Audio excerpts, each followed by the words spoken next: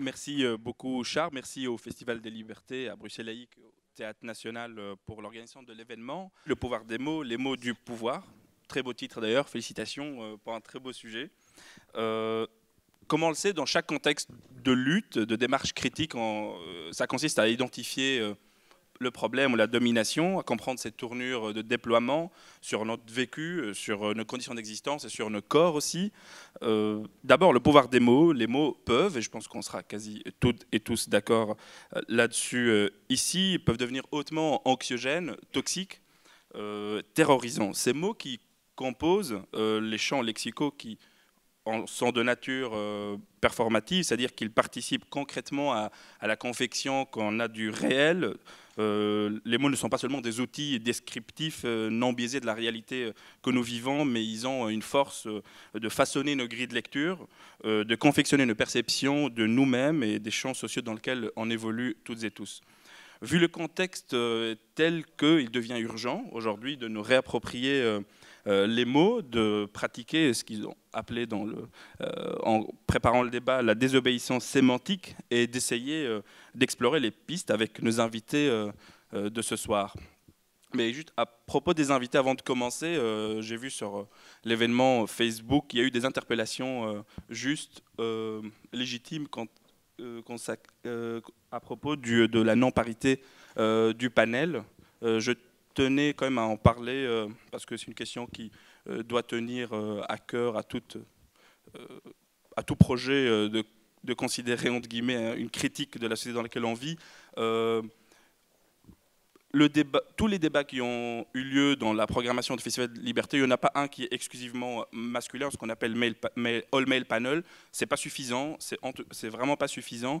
Maintenant, continuons entre guillemets à critiquer à chaque fois qu'il y a un panel non paritaire en termes de sexe. Donc voilà, je tenais à m'excuser au nom de l'organisation de la non-parité, mais c'est un sujet, c'est un chantier qui les importe imminemment et qu'ils ne prennent pas à la légère. Voilà, ceci étant dit, je me permets de présenter les invités de ce soir. Josiane Boutet, bonsoir. Merci. Oui, c'est ça. On commence par les invités français. Vous êtes professeur émérite à Paris-Sorbonne, directrice de la revue pluridisciplinaire Langage et Société. Vous êtes considérée comme étant une des fondatrices en France de la discipline de la sociolinguistique. Et plus précisément, vous avez fondé ce qu'on appelle les études sur le langage au travail. Vous avez rédigé en 2016 cet ouvrage-là, Le pouvoir des mots, aux éditions La Dispute, que vous pouvez voir ici. Et puis à ma gauche, qui est Fabrice Barnatan. Bonsoir. Fabrice Barnatan, alias le Stagirite, le fameux vidéaste.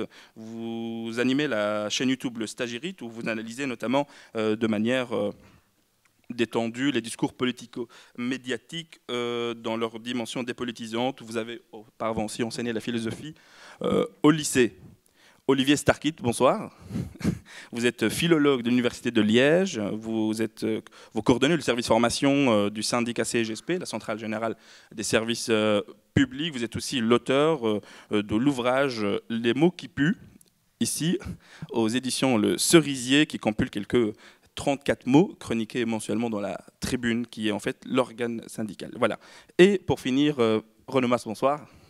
Renaud Mas, vous êtes rédacteur en chef de la revue Nouvelle, que vous voyez ici sur la table.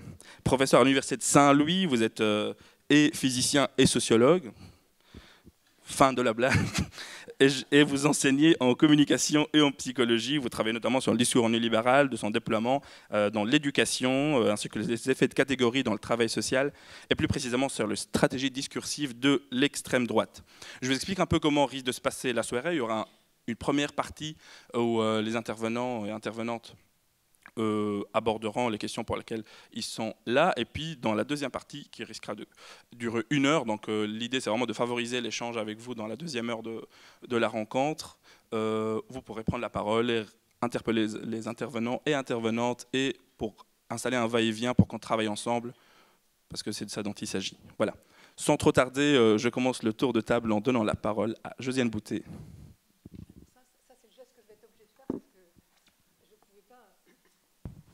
Je ne pouvais pas gérer le diaporama depuis ici. Donc je ferai des grands gestes, ne vous inquiétez pas. Donc que faisons-nous quand nous parlons, nous les humains? La réponse généralement la plus fréquente, c'est de dire qu'on communique, et ce qui n'est pas faux d'ailleurs. On communique des informations, des connaissances, des émotions, des ressentis, mais pas seulement. Et les mots, vous le savez, nous le savons, sont aussi des actions. Ils servent à agir sur autrui, pour l'influencer, pour le faire agir d'une certaine façon, pour le faire se comporter d'une certaine façon, voire pour le manipuler. Premier exemple que je vais commenter avec vous, celui du Mediator. Nous sommes dans les années 70 en France et un laboratoire Servier invente une molécule que l'OMS classe comme du benfluorex. Le suffixe orex signifie que c'est un coupe-faim. Le laboratoire Servier veut s'en servir autrement. Il veut s'en servir comme un médicament dans le traitement du diabète.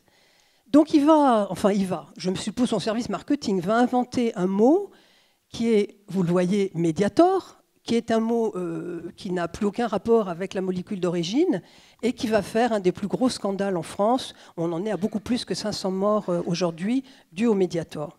Donc là, on a un effet de manipulation qui a permis que médecins, infirmiers, malades prennent ce médicament en croyant que ça allait traiter leur diabète.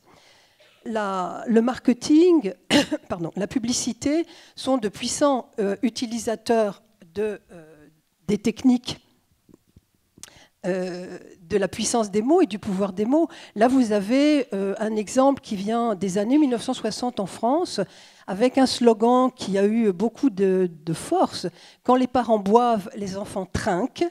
Où là, ils utilisent les publicités. Enfin, c'est une publicité, pas pour acheter quelque chose, mais n'empêche quoi. C'est pour modifier nos comportements contre l'alcoolisme, où on utilise le double sens du verbe trinquer, trinquer, choquer les vers, positif, et trinquer, souffrir, être douloureux, etc. Dans des situations politiques plus tendues, dans les situations de guerre, on va utiliser la puissance des mots dans ce qu'on appellera la propagande. Donc là, en 1941, pour mobiliser les femmes dans l'effort de guerre nord-américain, sort cette affichette qui va être très très populaire. We can do it, on se relève les manches et on va le faire. On va faire quoi? On va rentrer dans les usines à la place des hommes qui sont sur le front japonais, ensuite sur le front européen.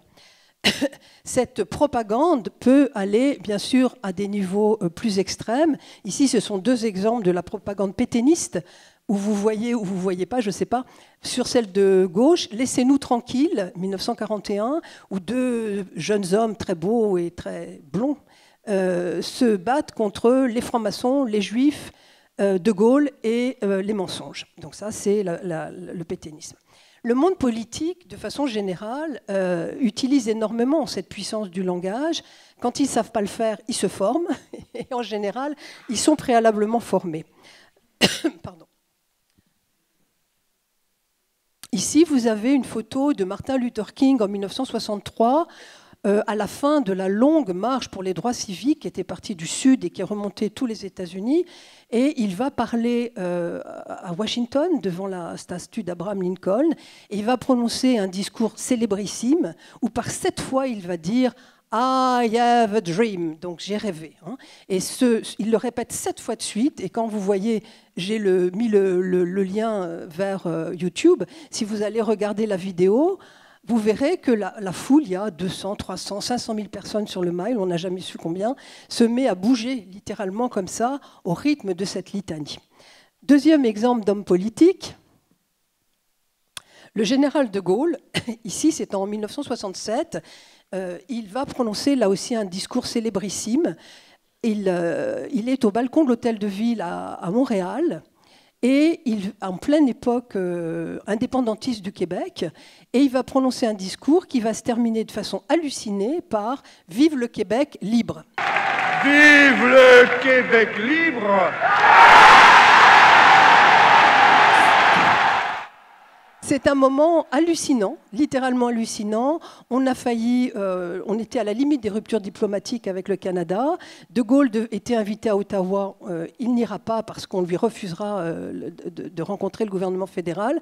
Et il faudra beaucoup de diplomatie pour que le Canada et la France ne rompent pas les relations diplomatiques.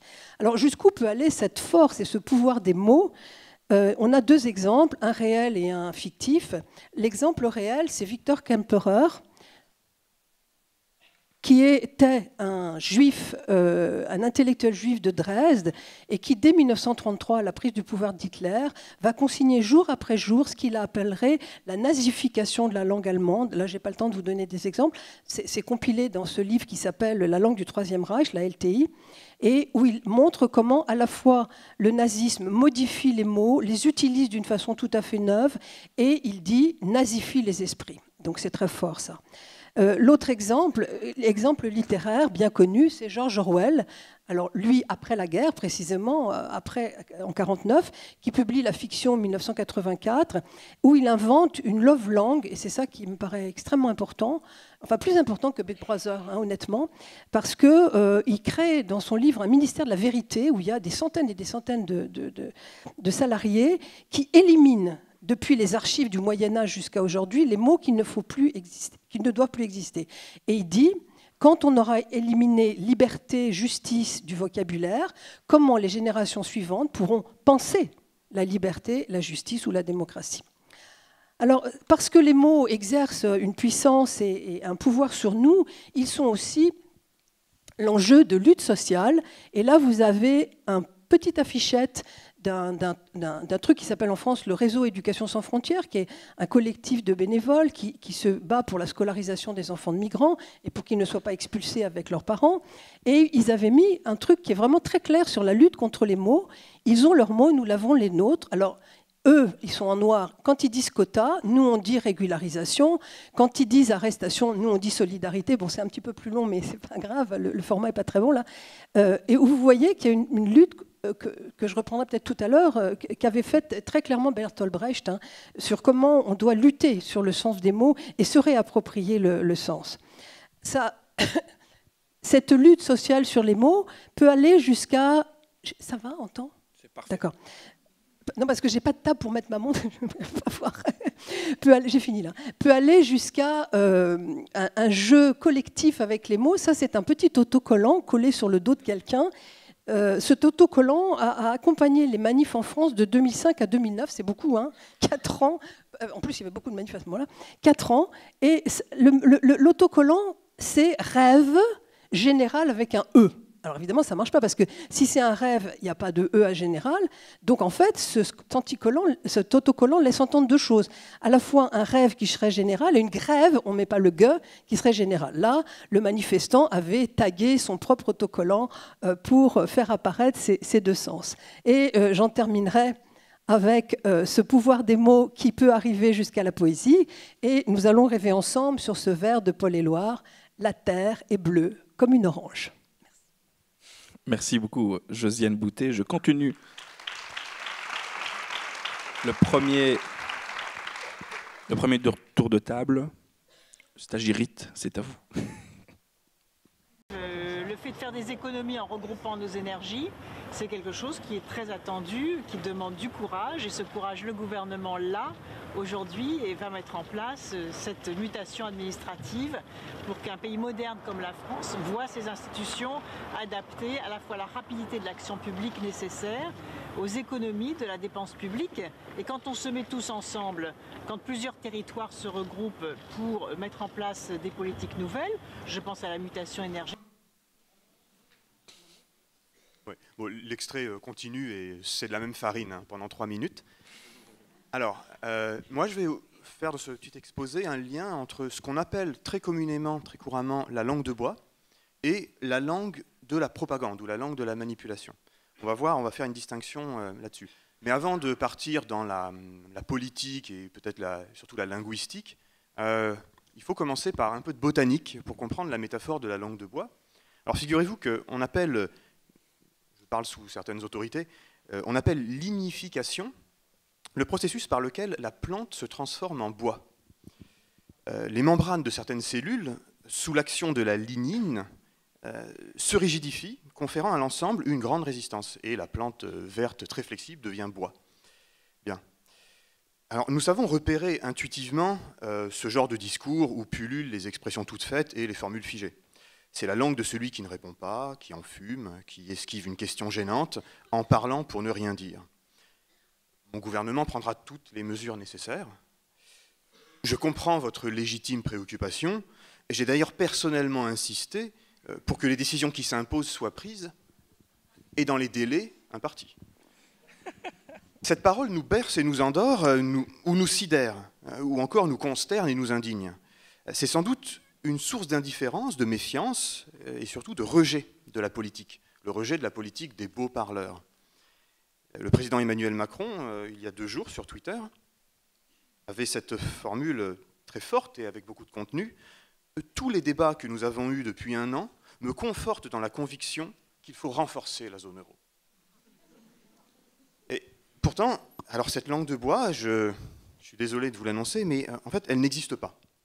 Enfin, au sens où aucun linguiste n'est parvenu à déterminer des critères pour repérer à coup sûr qu'un énoncé relève de ce qu'on appelle la langue de bois. La langue de bois, c'est surtout la langue de l'autre, la langue de l'adversaire. C'est un outil critique plus que scientifique.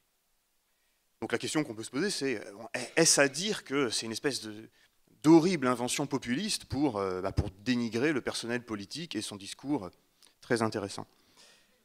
Bon, évidemment pas vraiment, hein, mais donc, si on ne dispose pas des moyens de démontrer qu'un discours est en bois, on peut en revanche avancer, avec les linguistes, un certain nombre de traits qui appartiennent à la langue ordinaire et dont la langue de bois fait un usage abondant, provoquant chez celui qui l'écoute ce sentiment d'étrangeté, de gêne ou d'énervement. Et la notion de figement, notamment, désigne les mécanismes par lesquels des formes types d'énoncés se stabilisent, et donc les mécanismes par lesquels le discours acquiert une dimension routinière et prévisible. Donc, la spécialiste d'analyse du discours Alice Krigplank le définit comme une occasion de resserrement de la créativité verbale, le principe d'imprévisibilité inhérent à l'activité de langage se trouvant alors restreint. Le principe d'imprévisibilité inhérent à l'activité de langage se trouvant alors restreint. La bonne métaphore que j'aurais envie d'avancer ici, c'est celle de la purée en flocons ratés ou de la béchamel ratée, vous savez, qui fait des grumeaux, c'est-à-dire que l'ensemble reste fluide, ou plutôt fluide ou, comment dirais-je, visqueux, mais des éléments s'agglomèrent. Bon. Et donc, par exemple, une suite de mots comme « passer son tour » est stabilisée par l'usage. Il sera ainsi moins probable, voire incongru, de rencontrer la suite « abandonner son tour » ou « donner son tour ». Non, l'usage a stabilisé le fait de passer son tour. Et c'est encore plus flagrant, encore plus net, quand quelques mots finissent par former une unité composée, une unité dont le sens ne se laisse pas réduire à l'addition des sens des termes qui le composent. L'exemple qui figure dans tous les manuels de linguistique, c'est la pomme de terre, évidemment, mais on peut penser aussi à des expressions comme rompre la glace ou lancer un pavé dans la mare. C'est l'expression dans sa globalité qui acquiert un sens. Elle est tellement stabilisée qu'on ne peut plus la défaire, sinon on perd le sens. Et soulignons par contre que c'est le propre de la langue de produire de telles unités composées. Cela n'a rien d'exceptionnel, la langue est vivante, elle invente et rejette en permanence, et l'usage consacre, puis défait. C'est donc un phénomène linguistique tout à fait courant qu'exploite la langue de bois. Le vocabulaire utilisé ne nous est pas nécessairement inconnu, on n'a pas affaire nécessairement à une langue technique ou technocratique, mais les mots sont employés de façon inhabituelle et réunis en tournures inamovibles, dans un monde en pleine mutation, dans un monde toujours plus complexe. La répétition de formules stéréotypées, quel que soit le contexte, donne toujours une impression de discours préfabriqué. D'une phrase à l'autre, on retrouve le même vocabulaire tout-terrain, provoquant une impression de déjà-vu. Et cela, que l'on ait affaire à un politicien, un gourou du management, ou le partisan un peu trop imprégné par son idéologie. Ainsi donc, le scientifique nous renseigne sur les mécanismes sur lesquels repose la langue de bois. Cependant, la science ne nous donne pas de critères pour distinguer à coup sûr entre une simple formule figée de la langue courante et une formule figée qui rend une parole de bois. Autrement dit, vraiment repérer de la langue de bois dans un énoncé, dans un discours, c'est le travail d'une interprétation critique qui relève moins de l'analyse scientifique que de l'activité politique ou militante. Alors ici, les choses se corsent. Et il faut distinguer. Nous parlons de langue de bois pour désigner des phénomènes différents. Il y a la langue de bois au sens strict, que nous venons de décrire. C'est différentes stratégies pour dissimuler une ignorance, ou en tout cas ne pas avoir à répondre à une question gênante. Et parfois, même souvent, en fait, nous qualifions de langue de bois le phénomène bien plus général de manipulation par les mots, de propagande. On pourrait les distinguer, ces deux sens du terme langue de bois, par leur finalité. On pourrait dire que l'une est défensive, dissimuler son ignorance ou sa volonté de ne pas répondre, et quand l'autre serait offensive, de propagande. Faire croire quelque chose à autrui en introduisant une asymétrie d'information entre lui et moi. Et moi, je propose de recourir à la notion de figement, là, les grumeaux dans la purée, pour faire le lien entre ces deux sens de la langue de bois. Et je le fais ainsi. Alors, le politique, qui fait un usage défensif très quotidien de la langue de bois, a recours à une série de formules stéréotypées. J'ai entendu les doutes de nos concitoyens, c'est le signe que mon gouvernement doit faire preuve de plus de pédagogie. Ces formules peuvent être plutôt neutres et creuses, simplement destinées à endormir la vigilance de l'auditoire. Mais on peut très bien imaginer que de telles formules soient chargées idéologiquement. Libérer les énergies dans l'entreprise, ça sonne bien. Mais concrètement, ça consiste à réduire les protections sociales. De telles formules transportent alors des idées, qu'elles passent d'autant plus facilement en contrebande que les tournures utilisées passent bien a priori, ne semblent pas à première vue suspectes. Le plan de sauvegarde de l'emploi nous fait voir le verre à moitié plein, quand le plan de licenciement disait ce qu'il se passait vraiment. Il y a donc un continuum entre la langue de bois, je dirais au sens strict, défensive, et la langue de bois au sens large de la parole manipulatoire ou de la propagande au sens large. La standardisation des contenus se met alors au service de l'imposition d'une vision du monde. Vous voyez, on passe d'un point de vue purement défensif, c'est pas grave, j'ai quelques formules neutres et creuses, à vraiment, hop, je passe des idées en contrebande, je passe une vision du monde. Ainsi, je veux l'égalité des chances pour pouvoir récompenser le mérite. Bon, c'est évidemment en général conserver les dispositifs de reproduction des inégalités. Toujours. Cette standardisation des contenus culmine évidemment dans la pratique de production d'éléments de langage. Un certain nombre de mots, de tournures qu'un centre de décision dans une organisation comme un parti politique, par exemple, ou un État ou une entreprise, eh bien, diffuse auprès de ses porte-paroles pour constituer un discours public dans les médias, par exemple. Et la métaphore ici est celle des rails. Nous nous laissons guider par les mots. Parle-t-on de crise ? Eh bien, on parlera rapidement de nécessité de faire des sacrifices. Évoque-t-on des réformes ? Eh bien, rapidement, on va rencontrer dans le discours de celui qui les évoque les termes nécessaires, indispensables, courageuses, etc. Dans l'essai de 1946, La politique et la langue anglaise, George Orwell prévient, si vous laissez les expressions toutes faites vous envahir, elles penseront à votre place. Elles vous transformeront en machine à débiter. Je termine donc par proposer 3 idées à retenir. Donc d'abord, qu'en parlant de langue de bois, on l'a vu, on oscille sans cesse entre un sens restreint, ne pas dire ce que l'on pense vraiment, et un sens large, dissimuler, travestir la réalité, la maquiller. Deuxièmement, je crois que c'est important d'insister sur le fait que la langue de bois est un terme critique, plutôt qu'analytique, scientifique. La langue de bois, ce qui n'empêche pas un repérage rigoureux du discours de langue de bois, mais la langue de bois renvoie peut-être moins à un stock de tournures dont on pourrait dresser un inventaire précis, comme une sorte de dictionnaire ou de glossaire précis, qu'à l'utilisation de certaines formules dans certains contextes. Et ce sont ces situations qui nous énervent et suscitent en nous un besoin de critique.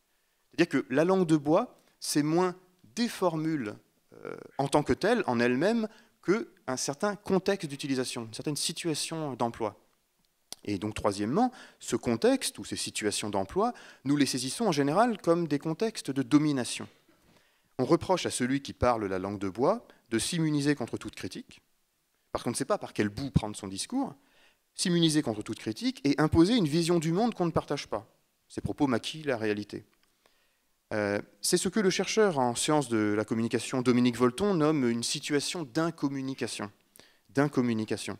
Celui qui pratique la langue de bois ne donne pas à son message un destinataire, c'est-à-dire un interlocuteur dont on respecte les particularités, l'histoire, dont on doit s'assurer qu'il ait bien compris le message qu'on veut lui faire passer.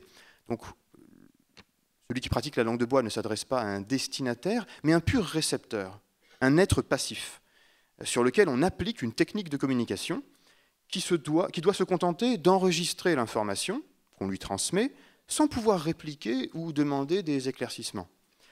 Cette impossibilité de répliquer, évidemment, heurte nos intuitions démocratiques et égalitaires. Car, en situation normale de discours, celui à qui on parle a le droit de répondre. Et il a son mot à dire sur le monde qu'on cherche à lui imposer. Merci beaucoup, le stagiaire.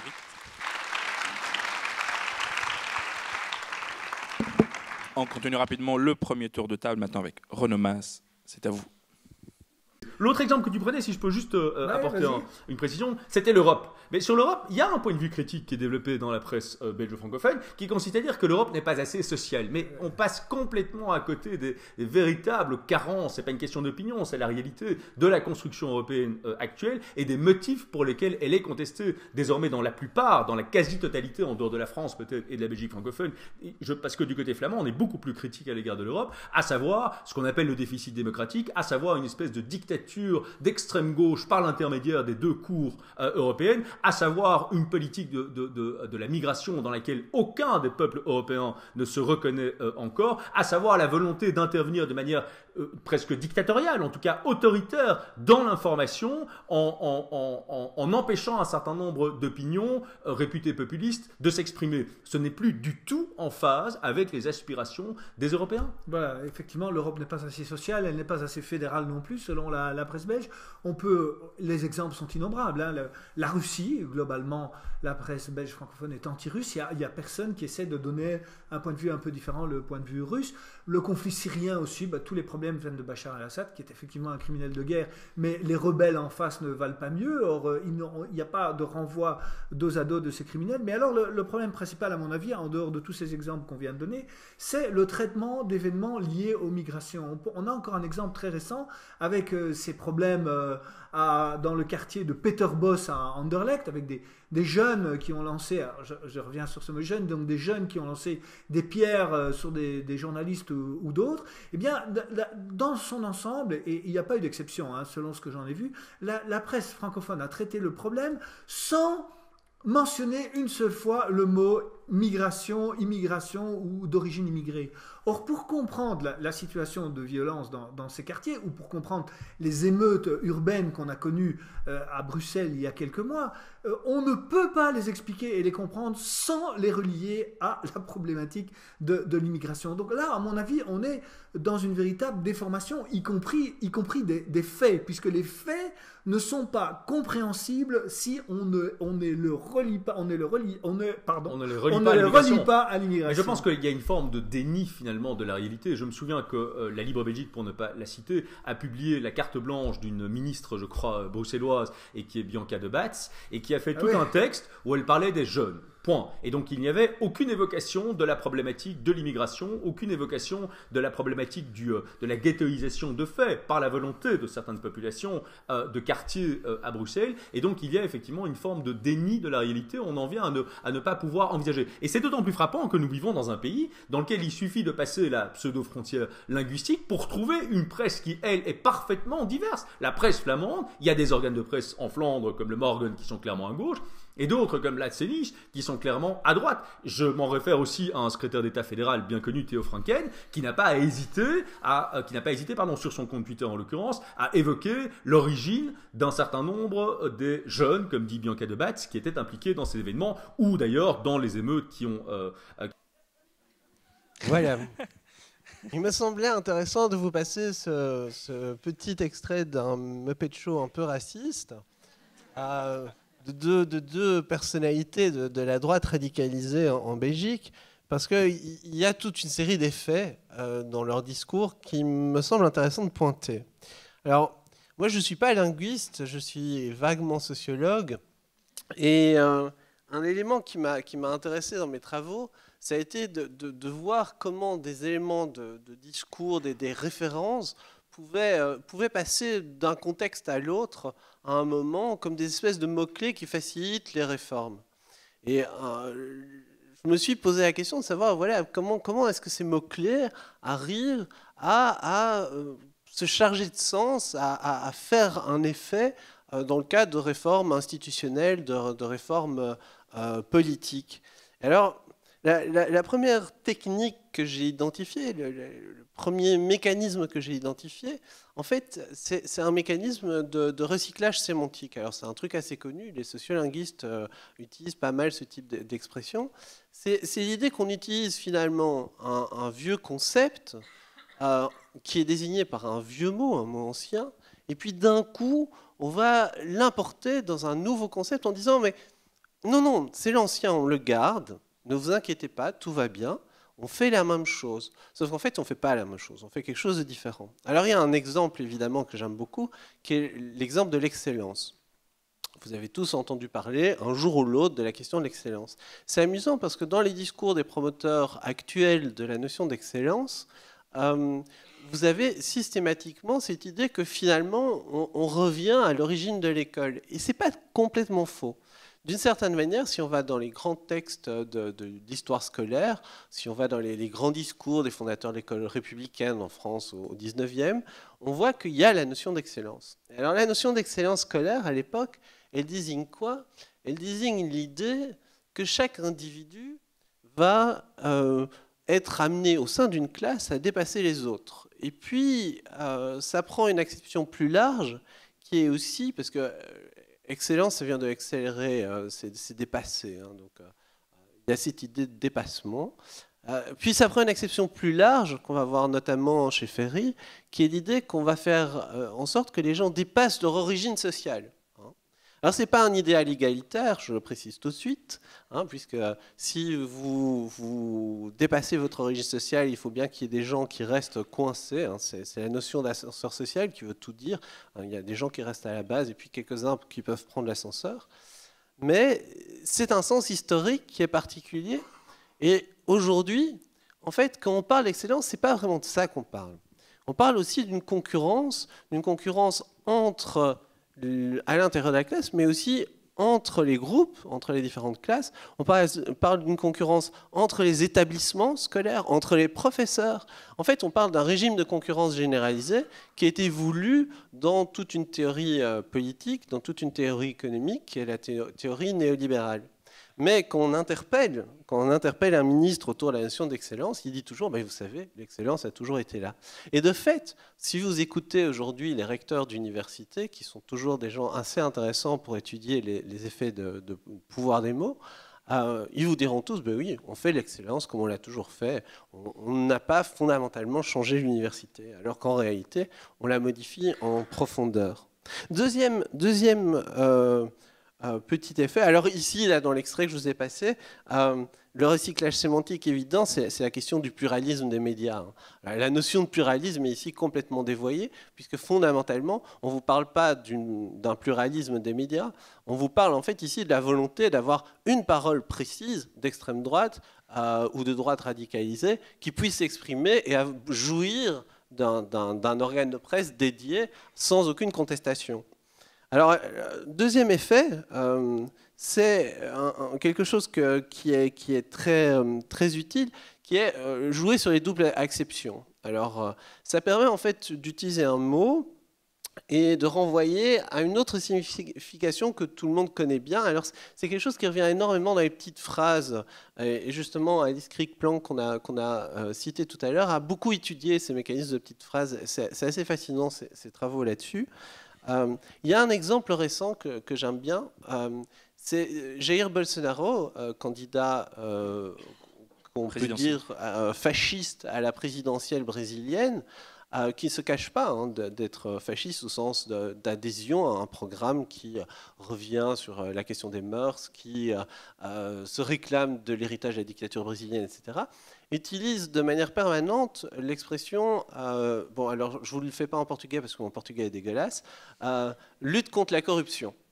Alors, l'idée de la lutte contre la corruption, c'est super intéressant, évidemment, parce qu'on se dit, surtout dans un Brésil où il y a eu énormément de scandales économiques, on se dit, ah bah, c'est bien, il va purifier la classe politique, hein, il va permettre de nouvelles pratiques, et ça marche bien dans les médias, en ce compris dans les médias américains. Le Wall Street Journal vient d'ailleurs d'apporter son soutien officiel à Jair Bolsonaro pour ça, pour dire voilà, ça va être bon pour les affaires parce que le niveau de corruption va diminuer, parce qu'il lutte contre la corruption.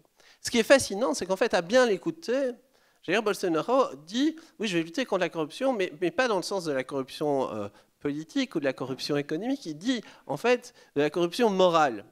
Et parce qu'en fait, ce qu'il vise, c'est la corruption des mœurs. Et dans son schéma mental, la corruption des mœurs engendre la corruption politique. Et donc, c'est pour ça qu'il va notamment inciter à des campagnes de haine contre les féministes, les homosexuels, etc., etc. Et donc là, il y a un autre jeu qui fait qu'il peut avoir du soutien, qui est vraiment un jeu sur les deux exceptions. Troisième mécanisme, qui est évidemment très très vieux, qui est très très bien décrit dans 1984, c'est le fait d'utiliser des oxymores. Alors, c'est en gros le fait d'associer un mot et son contraire. Et c'est pas mal parce que ça donne finalement l'impression que le concept utilisé n'est pas si pire, comme disent mes amis québécois. En fait, c'est tout à fait le cas, par exemple, si vous regardez la notion d'excellence dont on parlait tout à l'heure, on va parler de plus en plus désormais d'excellence pour tous. Alors c'est absurde l'excellence pour tous, parce que l'excellence, ça veut dire qu'on dépasse les autres. Si tout le monde dépasse tout le monde, il n'y a plus d'excellence. Alors, il y a d'autres exemples, hein, la politique humaine mais ferme, le capital humain. Le capital humain qui, on en revient aux néolibéraux, c'est une désignation qui a été pensée comme une arme stratégique, une arme de guerre, par ceux qui l'ont inventée. Le but était de dire, en fait, on nous taxe d'être des extrémistes, des capitalistes extrémistes, des économistes vraiment très à droite. Il faut qu'on invente une notion qui va faire qu'on puisse donner l'impression d'être beaucoup plus humaniste que nous ne le sommes.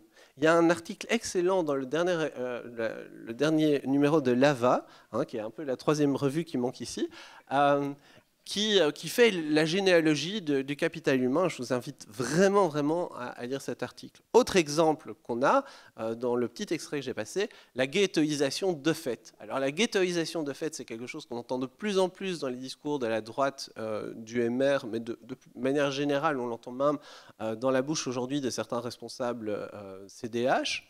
Alors, c'est quoi l'idée de la ghettoisation de fait? C'est finalement nier qu'il y a un processus. La ghettoisation, c'est forcément un processus. C'est un processus qui est généralement jamais volontaire, qui est toujours un des mécanismes de ségrégation à l'intérieur de la ville. Évidemment, en le posant comme étant de fait, finalement, on dit qu'il n'y a pas de responsabilité là-dedans. Alors ici, évidemment, ce qui est bien avec Drieu Gottfriedi, qui est un des deux Muppets qu'on a vus, c'est qu'il a rajouté, évidemment, c'est la volonté des populations, comme si c'était la volonté des populations d'être parquées à l'intérieur de quartiers spécifiques qui sont ségrégés. C'est intéressant parce qu'on voit vraiment là qu'il y a un jeu qui permet en fait de dénier toute responsabilité structurelle, toute responsabilité politique. Alors, quatrième moyen qui est abondamment utilisé ici, c'est l'utilisation en fait de notions euphémisées qui permettent d'amorcer des réflexions et d'amorcer des mécanismes de pensée qui permettent de dire en fait d'aller plus loin tout en étant rassuré sur le fait que non, par exemple, on n'est pas raciste. Alors, Theo Franken est formidable pour ça. Si vous lisez ses tweets, Theo Franken est notre secrétaire d'État à l'immigration. C'est notre Gérard Collomb, enfin votre ex-Gérard Collomb. Peut-être en un peu pire d'ailleurs. Et ce qui est tout à fait fascinant, c'est qu'il joue toujours sur cette limite. Il va toujours utiliser des mots qui évoquent autre chose que ce qu'il veut dire, mais en fait qui sont très très clairs. C'est-à-dire on sait tous très bien ce qu'il veut dire, mais il ne franchit pas les limites. Et ce qui est bien pour ses supporters, c'est qu'en fait, du coup, ils sont rassurés. Eux non plus, ils ne franchissent pas la limite. Alain Destex, pour ça, qu'on a vu, qui est l'autre Muppet à côté de Drieu, est très très friand de ce type de mécanisme. Un mécanisme qui est par exemple à l'œuvre quand il envoie un tweet disant que, eh bien, il y a des Norvégiens qui ont saccagé une station de métro. Alors tout le monde sait bien qui sont les Norvégiens ou qui sont les Suédois dans le discours de Stex. C'est de l'ironie. Ça permet d'éviter évidemment toute condamnation légale. Ça permet de dire mais je ne suis pas raciste. Et ça permet effectivement de comment me faire passer le message. Alors par rapport à ça, par rapport à l'ensemble de ces techniques, moi, ce qui me marque beaucoup dans mes travaux récents, où je travaille plus sur les discours de haine et les mécanismes d'insulte, et j'étais beaucoup inspiré par les travaux d'une grande amie qui est Laurence Rosier, dont je vous invite vraiment à lire un bouquin sur l'insulte faite aux femmes, parce qu'il est génialissime par rapport justement au décodage de ce type de mécanisme. Eh bien, je vois que toutes ces méthodes, en fait, ont des effets directs sur les discours de haine que peuvent tenir certains turiféraires, des deux guignols qu'on a vus là tout à l'heure. En fait, il y a une récupération des mêmes stratégies par des franges non négligeables de l'extrême droite populiste aujourd'hui. C'est vrai en Flandre, c'est vrai aussi du côté francophone. Et donc, il y a un intérêt à étudier ces mécanismes parce qu'ils permettent aussi de voir pratiquement comment ils aident à libérer des forces qui, jusque-là, j'aime pas cette notion de libérer, en fait, plutôt à renforcer, légitimer des forces qui, jusque-là, étaient plutôt contraintes par une opposition, par un rapport de force qui leur était plus défavorable. Et donc, voilà, évidemment, ça va être la question qui va nous opposer, nous concerner, certainement, pendant le débat. Voilà, beau lapsus, il fallait que je fasse. Merci beaucoup, Renaud.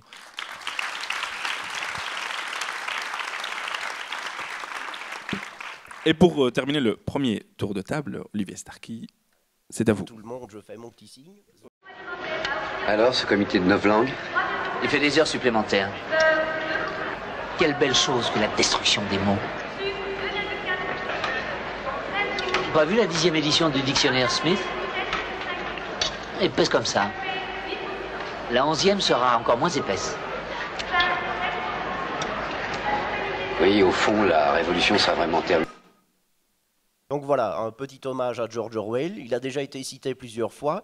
Et alors, c'est aussi une manière de montrer que voilà, le personnage principal, sa mission, son boulot, c'est en fait de supprimer des mots.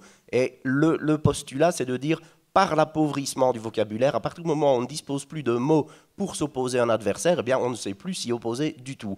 Alors, j'ai ici 3 petites boules de Kinder Surprise.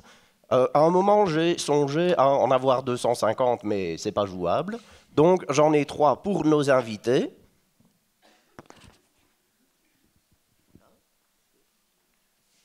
Et alors, je vais les inviter justement à ouvrir la boule et à dire le mot qui est. Et grâce à ces mots-là, c'est ce qu'on fait généralement en formation.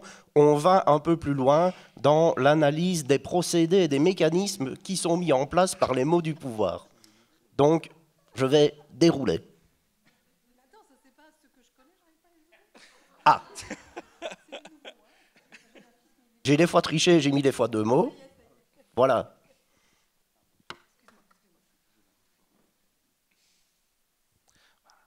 Donc, Renaud. Oui, alors j'ai la grogne et la prise de tâche. Bon, bien. Monsieur Stagiaire. Moi, j'ai la réforme et moderniser. Un mot des anglicismes triomphants, downsizing. Parfait, merci beaucoup. Eh bien, en fait, ce qu'on fait, donc on utilise ces mots-là pour montrer, si on part du principe que les mots du pouvoir et le pouvoir utilisent le vocabulaire pour arriver à nous insuffler l'idée qu'on vit dans une société où le conflit n'aurait plus aucune raison d'être. La conflictualité doit à tout prix être évincée. On vit dans une société lissée.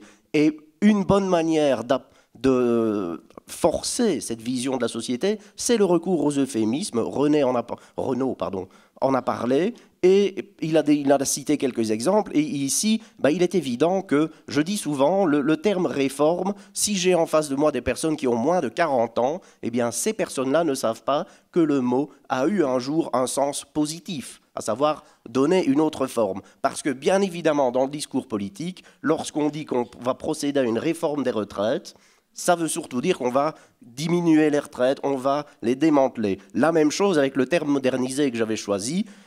C'est un terme très efficace. On va dire on va moderniser les services publics. Mais il faudrait être complètement idiot et stupide pour s'opposer à une modernisation. Ce qui est moderne, c'est tendance, c'est trendy. Donc on ne peut pas s'y opposer. Et si on s'y oppose, on va se faire taxer d'archaïque, de dinosaures.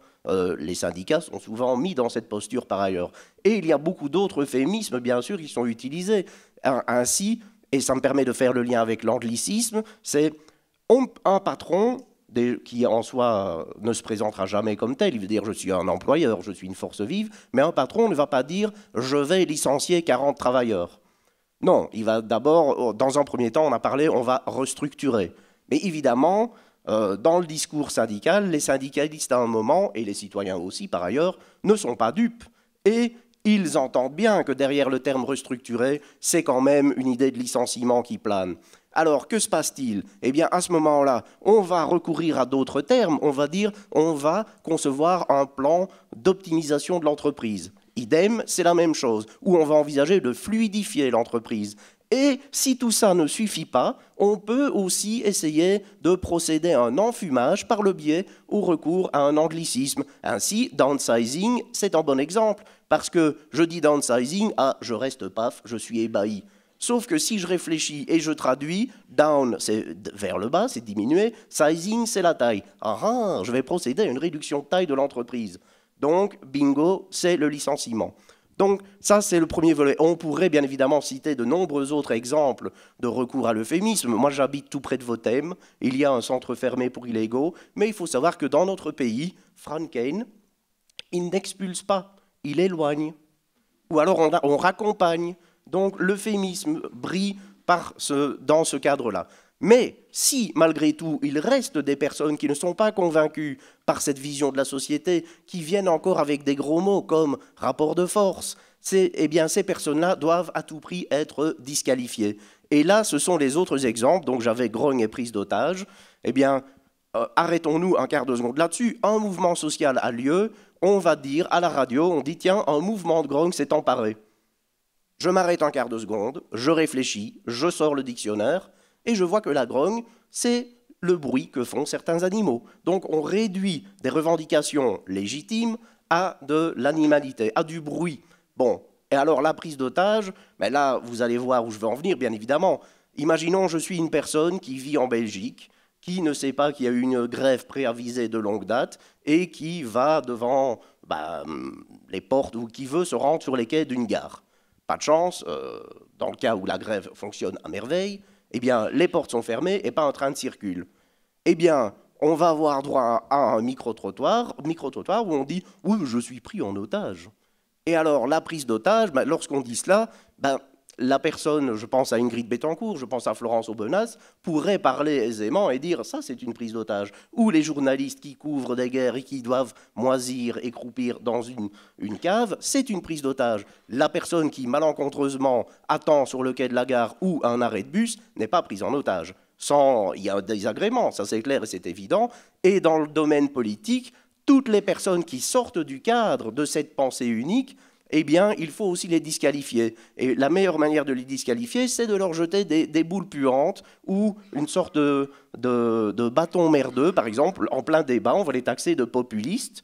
Et pas plus tard qu'il y a 2 jours, on a fait dans la surenchère, puisque maintenant, on utilise le terme ultra-populiste. Donc, allons-y gaiement. Où va-t-on s'arrêter? Mais des fois, on peut aussi, en France, notamment avec le mouvement des cheminots, on a fait une sorte d'amalgame avec la CGT et le terrorisme. Donc, on disait que c'était terroriste par rapport au climat qui régnait en France. Donc, il y a ce euphémisme, hyperbole, inversion de sens, ça c'est le cas de la réforme, où on inverse le sens du mot. Et donc tout ça, ce sont des mots qui sont utilisés à tire-larigot, et que si on n'y prend pas garde, eh bien, nous aussi, à un moment, on se surprend à les utiliser. Et alors c'est très grave, bien évidemment, parce qu'à partir du moment où on utilise les mots de l'adversaire, c'est comme si on rendait les armes. Et donc, le but du jeu, nous, ce qu'on fait en formation syndicale à ce sujet-là, c'est qu'il faut créer de la lucidité, partant du principe que les vampires ne supportent pas la lumière. Donc, on crée de la lucidité, on part du principe que tout un chacun rentrant chez lui va faire fonctionner son radar dès qu'il entend ces petits mots lancinants et insidieux quotidiennement. Et alors, ça c'est la deuxième partie. Que faire par rapport à ça? C'est la question léniniste. Que faire? Eh bien, d'abord, bien évidemment, il fallait le placer. Hein. Oui, quand même. Donc, c'est de bonne guerre. Voilà, bien évidemment, ce qu'il faut faire, c'est une question stratégique, c'est une question ouverte. Qu'est-ce qu'on fait par rapport à tout ce vocabulaire-là? Est-ce qu'il y a des mots qu'on peut envisager de se réapproprier? Y a-t-il des mots, parmi ces mots qui puent, y a-t-il des mots qu'on doit définitivement jeter à la poubelle? Le philosophe québécois Alain Deneau, lui, il dit souvent « la gouvernance, en rire, passer à autre chose ». Moi, je pense personnellement que c'est un mot dont il faut à tout prix se débarrasser. Et alors, il y a d'autres mots qu'il faut peut-être se réapproprier. Il y a aussi des mots qu'il faut remettre en avant. Et si on veut revenir à une vraie confrontation, à un vrai conflit, il y a des mots comme rapport de force, lutte des classes, idéologie, qui doivent à tout prix être assumés et mis en avant. J'en arrête là pour un premier temps. Merci beaucoup, Olivier.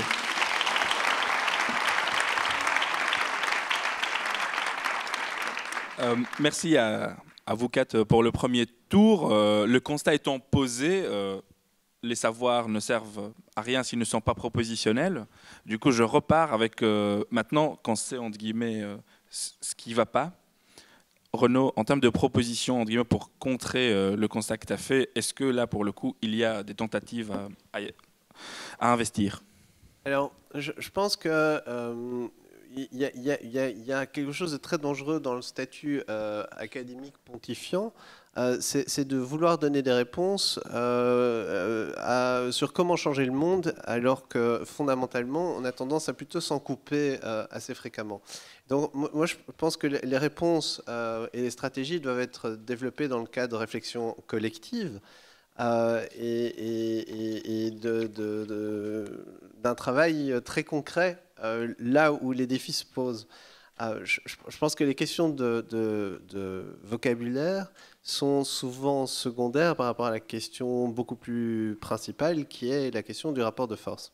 Alors ceci étant posé, je pense que face aux discours comme ceux tenus par les deux protagonistes que j'ai montrés là, il y a quand même un travail, je pense qu'on doit fournir absolument de décodage, de décryptage, de travail sur ce qu'ils sont en train de dire.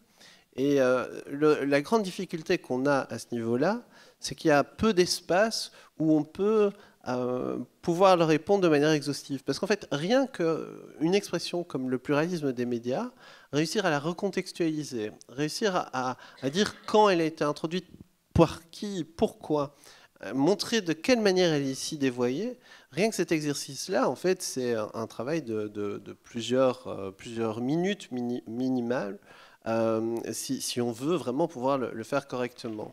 Or, on est dans un monde aujourd'hui où les médias vont très vite, où on a du mal, si on est invité sur un plateau, de faire un long exposé. Et donc, pour moi, un enjeu qui est super important par rapport à ça, c'est de réussir à trouver des lieux où on peut faire ce travail de décryptage du discours, d'analyse approfondie, de trouver des lieux où on puisse toucher un public et qui ne soient pas forcément justement les lieux qui existent aujourd'hui parce qu'ils ne sont pas suffisants. Alors évidemment, il y a la chaîne YouTube. C'est quand même un outil assez intéressant, mais je pense qu'il faut qu'on en invente d'autres. Alors oui, il y a aussi les revues, hein, je rappelle. Mais je pense qu'il faut qu'on en invente d'autres, qu'on travaille de manière aussi plus étroite et plus coordonnée avec les gens qui vivent aussi de manière très concrète les effets de certaines expressions. Enfin voilà, c'est des pistes qui sont très théoriques, mais comme j'ai dit, moi je suis quand même universitaire, académique et relativement déconnecté du réel malgré tout, et donc j'ai pas envie de donner des leçons sur comment on fait une lutte sociale, parce que je pense que les luttes sociales doivent être pensées par ceux qui les font.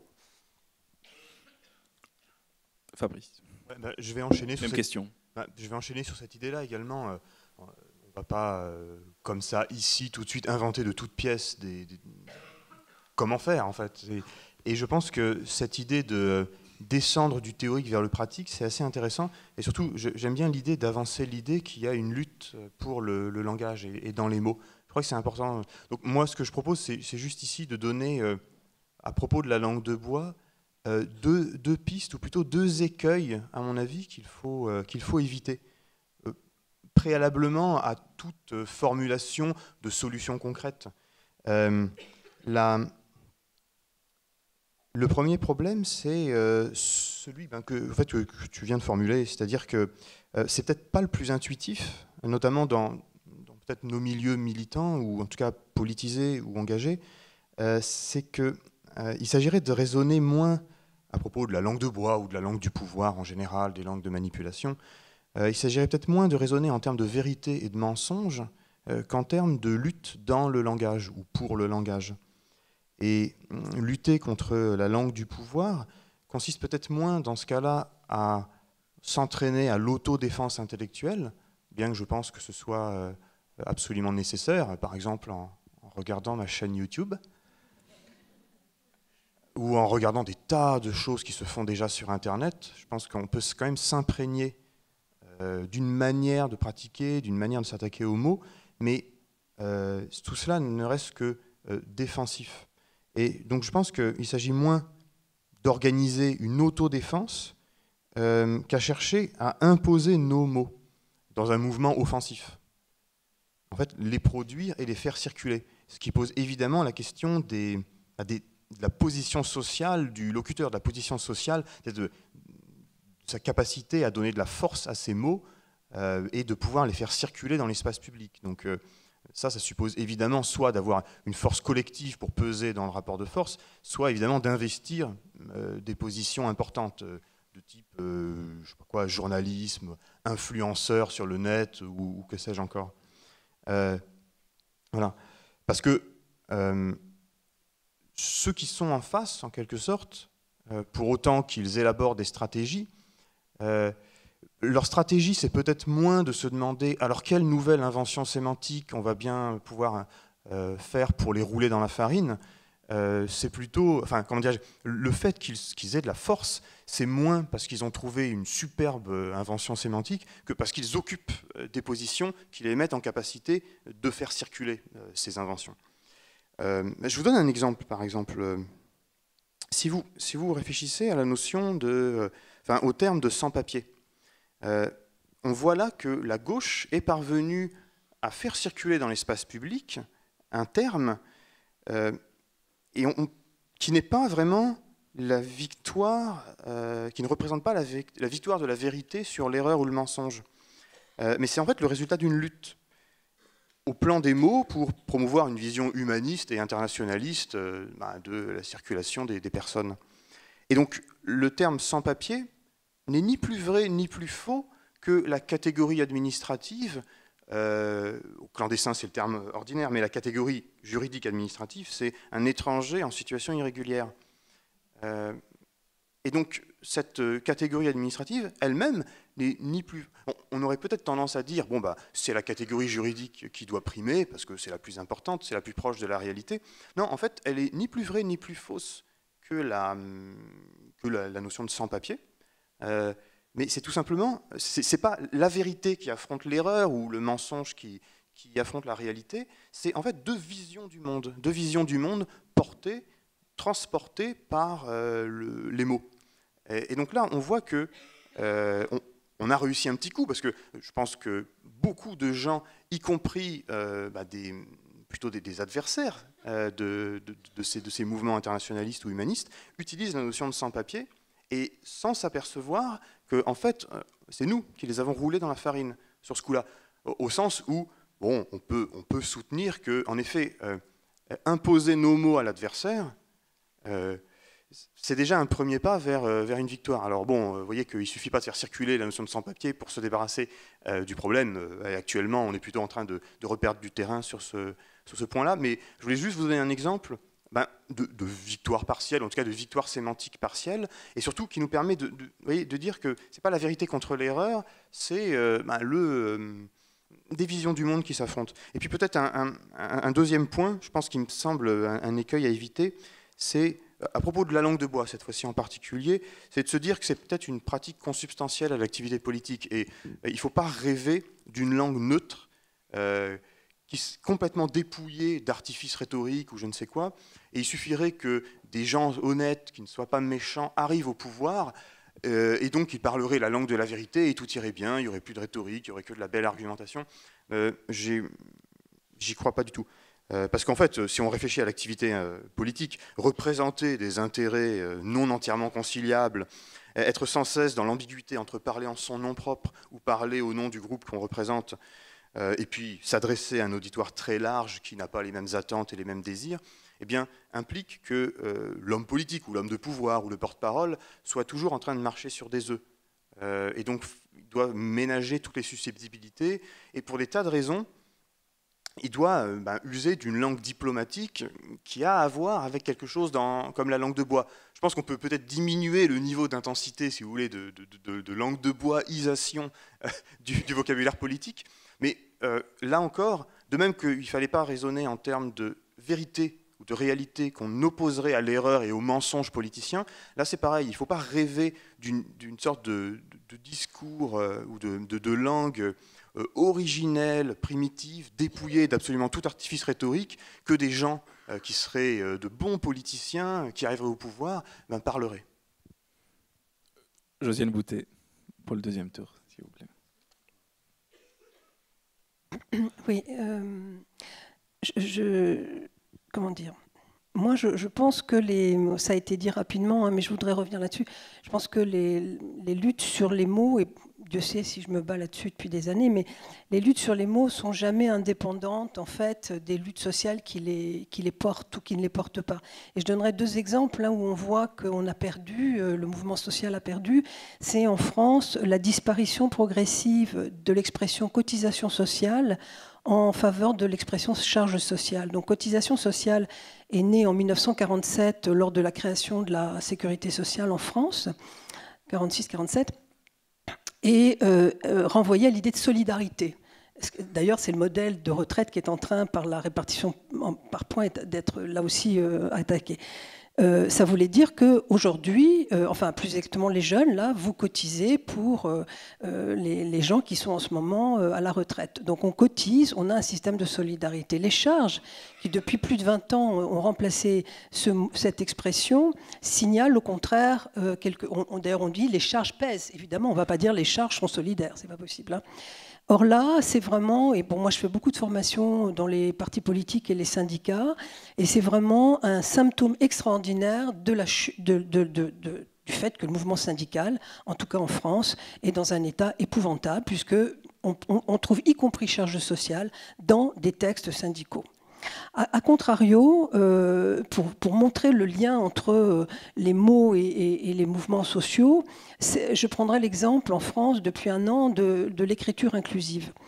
En soi, moi ça ne m'intéresse pas du tout personnellement, mais je veux dire que c'est très intéressant parce qu'on voit que c'est lié au contraire de ce que je viens de dire, à la montée du féminisme dit de deuxième ou de troisième, comme vous voulez. Moi, j'étais le féministe de première, bon, mais troisième génération, on va dire maintenant, qui est en France assez fort, enfin même très fort, et qui arrive à imposer cette problématique de l'écriture inclusive. Bon, après, on en pense ce qu'on veut, mais en tout cas, on voit bien que c'est lié complètement à un mouvement social.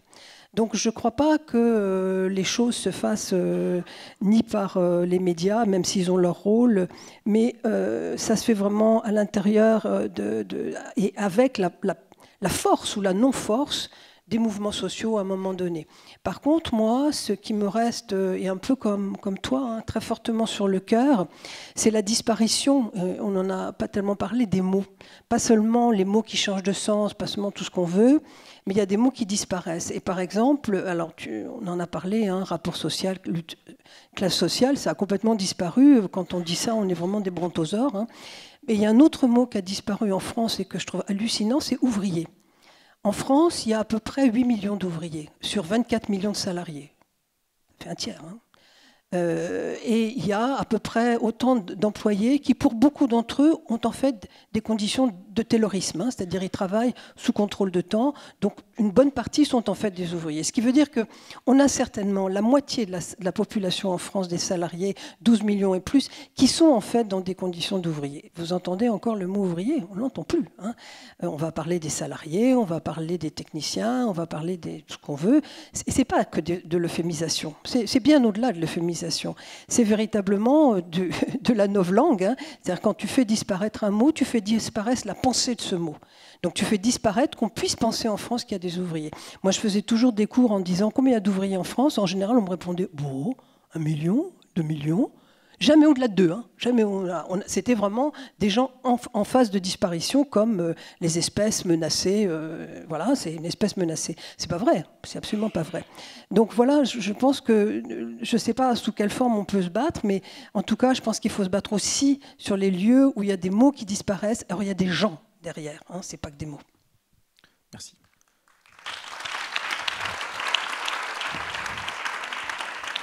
Et brièvement, dans la continuité des propositions, le syndicaliste, apparemment le syndicat en France, ça ne va pas très bien. Hein. Non, mais très brièvement, parce que j'avais déjà un peu abordé.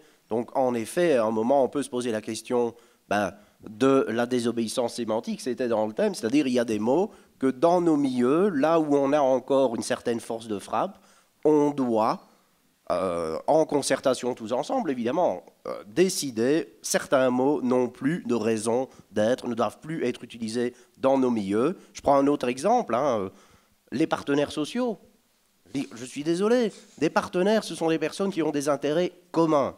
Et c'est très bien, jouer au tennis, aller faire d'autres choses, mais on ne me fera jamais croire que les représentants des organisations patronales et les représentants des organisations syndicales ont des intérêts communs.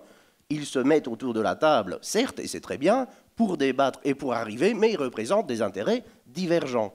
Et donc, ça passe notamment, et c'est ce que Josiane disait, dans nos milieux, il est vraiment déplorable des fois de voir des syndicalistes utiliser le terme partenaires sociaux. Ça ne va pas. Ça, c'est une chose. Et il faut en effet utiliser...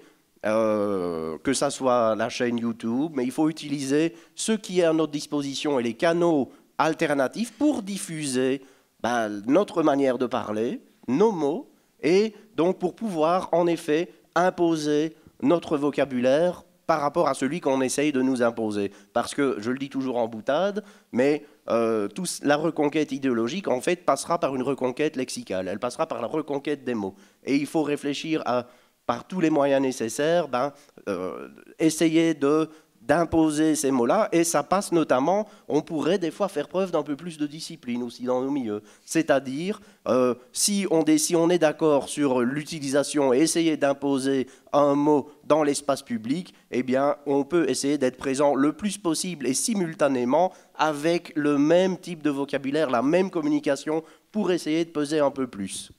Donc voilà quelques brèves pistes. Merci. Olivier, la parole maintenant est à vous. À la salle, je vous invite... Je voulais juste préciser une petite chose. Les débats sont entièrement filmés. Donc si vous souhaitez poser une question, n'hésitez pas. Sachez que si vous ne voulez pas être filmé pendant la question, faites un petit... Dites-le, signalez-vous et on coupera la technique. Voilà. Voilà. Je levez votre main et je vous verrai. Voilà. Ah, voilà. Il faut que j'arrive jusqu'à là-bas. Voilà. Il y a un petit bouchon. On peut dire bouchon. Oui. Voilà, j'arrive. On va prendre 3 questions et puis nous intervenants risqueront de répondre et ainsi de suite. Bonsoir. Oui. Alors tout d'abord, je veux bien qu'on me filme.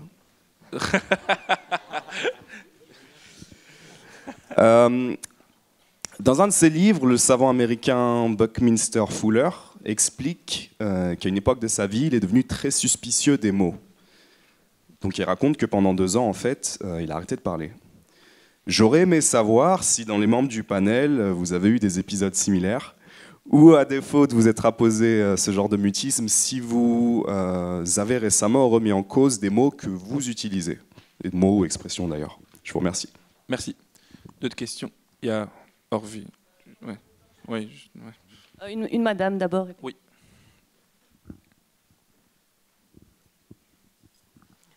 Bonsoir. Alors moi en fait j'ai une question, je suis enseignante et je pense que j'aurais beaucoup aimé emmener mes élèves ici, mais je pense qu'en fait ils viennent de milieux précarisés et en fait je pense qu'ils ne voudraient pas compris.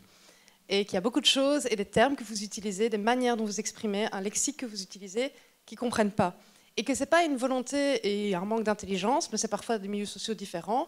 Et que je pense qu'aussi dans le pouvoir des mots, il y a le pouvoir aussi du jargon qu'on utilise, de finalement, parce qu'on parle bien, parce qu'on veut utiliser les mots appropriés, parfois c'est difficile de comprendre. Et je pense qu'on est dans plusieurs milieux, par exemple au niveau du milieu de la finance, on va utiliser toute une série de mots qui vont limiter la compréhension de toute personne. Et que je pense qu'il y a aussi ce rapport-là dans les mots, c'est qu'en fait on peut créer des barrières avec le vocabulaire et le lexique qu'on utilise. Et que je pense que parfois, utiliser les mots parfois à bon escient, et que c'est des mots vraiment utiles et que c'est le bien utilisé, c'est pas la langue de bois, ça crée aussi une barrière avec des gens qui... Et inversement, si on a un discours d'une personne qui parle mal, il ne va pas être repris et pas être reconnu parce que les termes ne sont peut-être pas appropriés et peut-être que l'idée, par contre, était intéressante. Et donc je pense que parfois, les mots, on peut avoir un pouvoir avec les mots qu'on utilise et le vocabulaire qu'on utilise aussi. Donc je voudrais avoir votre avis sur ça, parce que je pense vraiment que certaines personnes n'auraient pas compris en fait, le débat ici, alors qu'ils auraient bien voulu, mais juste par les mots utilisés. Bonjour, moi j'aimerais revenir et vous poser la question sur le terme de gouvernance, parce que je trouve que c'est un mot effroyable et qui revient de plus en plus dans le contexte politique et social, et notamment parfois quand on veut parler des alternatives. Il nous faudrait une meilleure gouvernance. C'est ce qui est venu en Belgique après différentes affaires de corruption. Ça se retrouve de plus en plus dans les programmes électoraux, que ce soit des partis de gauche ou de droite. Moi, je pense qu'un des intervenants connaît très bien l'origine de ce mot. Moi, j'avais entendu dire que ça venait d'Afrique. En tout cas, c'est dans ce continent-là qu'on en avait parlé pour la première fois. Et que moi-même, qui suis également formateur syndical, je suis amené parfois à parler de ça et j'en ai absolument pas envie. Alors que je n'ai pas d'autres alternatives. C'est pour ça que je voudrais vous poser la question si vous avez d'autres mots. Moi, j'ai juste pensé à meilleur fonctionnement ou parfois meilleure organisation, mais je les trouve plus faibles, alors que gouvernance a un impact bien plus fort. Donc je voulais savoir si vous aviez quelques idées. Merci. Merci. On va répondre au premier tour rapidement, et puis on va reprendre d'autres questions. Ne t'inquiète pas. Qui veut lancer le bal? Oui, Josiane, je vous en prie. Moi, je veux bien répondre aux deux premières questions. Je suis... alors, je n'ai pas eu de période d'autisme, ni de mutisme, ni de rien de tout ça. Voilà, bon. J'ai un métier qui consiste à écrire et à enseigner. Je le fais, tranquille, sans problème. Enfin, voilà, bon. Mais pour la deuxième question, moi, je suis très, très, très, très sensible à ce que vous avez dit, madame. Je ne vous vois pas parce que c'est les lumières qui m'éclaboussent, là. Je suis très, très sensible à la question de à qui on s'adresse, comment on s'y adresse. Bon, le petit bouquin que j'ai fait, c'était un essai pour, après 40 ans d'une carrière très, très, avec plein de jargon, pour d'essayer de mettre à disposition d'un public, pas tout le monde, mais d'un public de syndicalistes, de partis politiques, de gens qui s'intéressent un petit peu à ces questions, pour qu'on se pose des questions sur ce qu'on fait dans la vie. Et voilà, moi, personnellement, j'ai essayé d'éviter tout jargon inutile, et c'est faisable. C'est absolument faisable. On peut dire les choses simplement, on peut le faire. Vraiment, alors je ne sais pas si je l'ai fait, mais je veux dire qu'on peut dire les choses simplement. C'est pas une obligation. Et moi, je me bats depuis très longtemps contre je suis directrice de revue par ailleurs, hein, et je me bats contre les articles qui ne seraient pas compréhensibles par ce qu'on appelle un public averti. Hein. Voilà, c'est pas non plus voilà, tout le monde, mais public averti. Donc, je suis très très sensible à votre question. Si Renaud. Oui, alors, vous qui êtes rédacteur en chef de la revue Nouvelle. Sur la première question, j'ai eu des nuits d'insomnie pendant 1 an et demi en travaillant sur la question de la prostitution. Là, la question des mots est un truc hyper violent. Déjà, est-ce qu'on parle de prostituées, de travailleurs de sexe? Tous les enjeux qui sont sous-jacents sont énormes. Et ça a vraiment fait 1 an et demi d'insomnie. Et c'est quelque chose qui m'angoisse toujours. C'est vraiment un problème pour moi au quotidien, mais je suis quelqu'un d'hyper angoissé, donc ça doit jouer.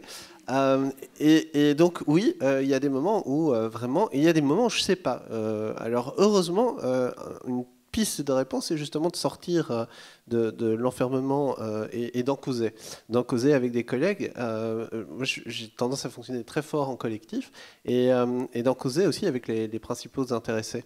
Et je pense que ça, c'est des pistes qui permettent de se rassurer sur son vocabulaire. Le deuxième élément, par rapport à la question de comment vulgariser, j'aime pas trop cette expression, mais on n'en a pas vraiment de meilleure. Comment est-ce qu'on peut rentrer en contact? Comment est-ce qu'on peut... je donne pas mal d'animations, notamment dans des groupes en alpha, où en fait, j'adapte pas énormément ce que je dis, mais ça passe quand même. Alors, je pense qu'en fait, il faut éviter parfois... Je vais tenir un propos qui va peut-être un peu à rebours, mais il faut parfois éviter de vouloir simplifier pour le plaisir de se mettre à niveau, parce qu'en fait, parfois, on est surpris par la manière dont, en fait, c'est un peu du mépris de classe, ce qu'on a